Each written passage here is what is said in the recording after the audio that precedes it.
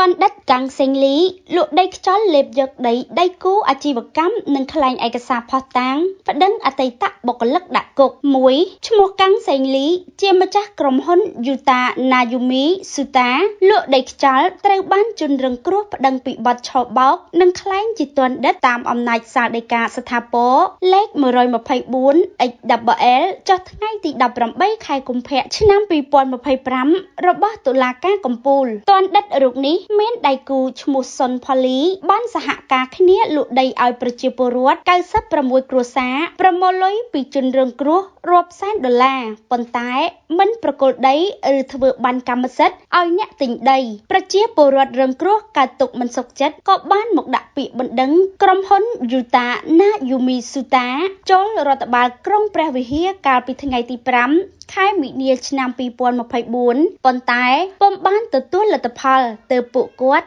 សម្រាប់ចិត្តដាក់ពាក្យប្តឹងក្រុមហ៊ុនលក់ដីខ្យល់នេះចូលនាយកដ្ឋាននគរបាលព្រហ្មទណ្ឌនៃក្រសួងមហាផ្ទៃកាលពីដើមខែមេសាឆ្នាំ2025ពីក្រៅពីរងការចោទពីពលរដ្ឋអ្នកទិញដីថាបានអួចលុយជនរងគ្រោះរត់ទៅប្រទេសជប៉ុនទាន់ដិតកាំងសេងលីត្រូវបានដៃគូឈ្មោះសុនផាលីចោទថាបានលេបយកដីនិងលុយរបស់គាត់ដែរឈ្មោះសុនផាលីអះអាងថាខ្លួនមានដីចុះបញ្ជីរួច5ក្បាលដីនិងដីមិនទាន់ចុះបញ្ជី3ក្បាលដីឈ្មោះសុនផាលីអះអាងថាខ្លួនថែមទាំងបានវិនិយោគលុយរាប់សែនដុល្លារចូលក្រុមហ៊ុនជាមួយទាន់ដិតកាំងសេងលីតែត្រូវបានទាន់ដិតកាំងសេងលីលាបពណ៌មួបង្កាច់ថាខ្លួនជាមេការស៊ីប្រាក់ខែគ្មានភិហ៊ុននិងលេបយកដីទាំងអស់ឈ្មោះសុនផាលីអះអាងថាទាន់ដិតកាំងសេងលីប្តឹងរូបគាត់ចូលតុលាការចោទគាត់ថាបានលួចលក់ដីឈ្មោះសុនផាលីអះអាងថាទាន់ដិតកាំងសេងលីបានក្លែងឯកសារផុសតាំងនិងផ្ដល់សាក្សីកម្មភូតកុហកតុលាការដើម្បីមួលបង្កាច់ទម្លាក់កំហុសមកលើរូបខ្លួន3ឈ្មោះសេងចន្ទ្រាអះអាងថាទាន់ដិតកាំងសេងលីបានប្តឹងគាត់ចូលតុលាការពីបទលួចលក់ដីនិងកັບកេងលុយឈ្មោះសេងចន្ទ្រាអះអាងថាទាន់ដិតកាំងសេងលីក្លែងឯកសារផុសតាងដើម្បីមួលបង្កាច់ទម្លាក់កំហុសលើរូបគាត់ដូចជាប្រឌិតអង្គហេតុដែលមិនបានកើតឡើងបំពងសាច់ប្រាក់ក្លែងបញ្ជីឈ្មោះអ្នកទិញដីនិងបដូរការបរិច្ឆេទនៃការធ្វើដំណើររបស់ខ្លួនផ្ទុយពីព័ត៌មាននៅលើលិខិតឆ្លងដែនជាដើមឈ្មោះសេងចន្ទ្រាអះអាងផងដែរថាទាន់ដិតកាំងសេងលីបានសម្លុតសាក្សីឲ្យផ្ដល់សិក្ខីកម្មភូតកុហកតុលាការក្នុងចេតនាបំភាន់តុលាការឲ្យយល់ច្រឡំដើម្បីឲ្យគាត់ជាប់ទោស4ឈ្មោះសុនផាលីសេងចន្ទ្រានិងកាំងមេងសុងដែលជាជនត្រូវចោទនៅក្នុងសំណុំរឿងព្រហ្មទណ្ឌលេខ38ចុះថ្ងៃទី18ខែមករាឆ្នាំ2022របស់សាលាដំបងខេត្តព្រះវិហារអះអាងខ្លួនរងការចាត់ប្រកាន់ដោយសារលោកអូរ៉ាស៊ីរដ្ឋលេខាក្រសួងយុតិធម៌ជាអ្នកបង្កត្បិតជនត្រូវចោទឈ្មោះសុនផាលីនិងសេងចន្ទ្រាបានពឹងលោកអូរ៉ាស៊ីឲ្យជួយអន្តរាគមន៍ករណីនេះប៉ុន្តែត្រូវបានលោកអូរ៉ាស៊ីធ្វើឲ្យបរាជ័យនិងកិច្ចវេះមិនទទួលខុសត្រូវលោកកាំងមេងសុងអះអាងថាខ្លួនមិនបានរងបណ្ដឹងទេហើយក៏គ្មានជាប់ពាក់ព័ន្ធនឹងការលក់ដីនោះដែរតែបានคล้ายជាជនត្រូវចោទឈ្មោះសុនផាលីអះអាងថាលោកអូរ៉ាស៊ីបានធ្វើឲ្យខ្លួនថ្លោះសិទ្ធិនិងខូចខាតផលប្រយោជន៍ក្នុងសំណុំរឿងផ្សេងទៀតចំនួន7សំណុំរឿងដែលលោកអូរ៉ាស៊ីឆោបបោកយកលុយពីខ្លួនអស់រាប់ម៉ឺនដុល្លារ5ឈ្មោះសុនផាលីអះអាងថាខ្លួនមិនបានប្តឹងបរិហារបង្កាច់គេលើឈ្មោះកាំងសេងលីក្នុងសំណុំរឿងព្រហ្មទណ្ឌលេខ383ចុះថ្ងៃទី30ខែសីហាឆ្នាំ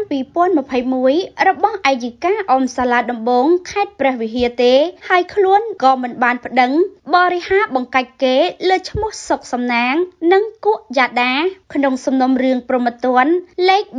393ចុះថ្ងៃទី8ខែកញ្ញាឆ្នាំ